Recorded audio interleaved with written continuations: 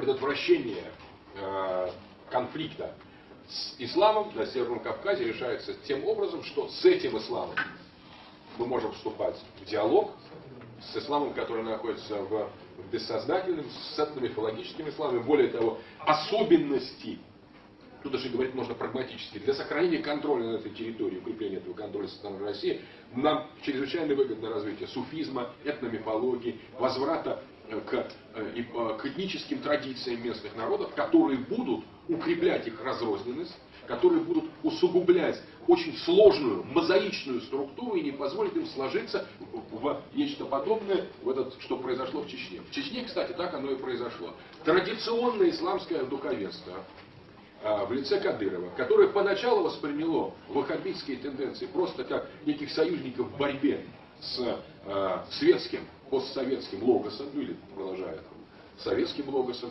постепенно поняла, что становится заложником совершенно чужой игры. Вот с этим был и связан феномен Кадырова. Кадыров это вор, а Басаев вор. Басаев это, несмотря на то, что он чеченец, он встал на сторону ваххабитской линии и стал организовывать в Чечне джаматы. Эти джаматы вошли в конфликт с вирдами. И вот тот раскол Чечни, который мы считаем нашей замечательной операцией, так оно и было, в смысле раскол чеченского сопротивления и прекращение Чеченской войны, в значительной степени стал возможным, исходя из такого соотношения исламского конфессионального фактора на Северном Кавказе, конкретно в Чечне.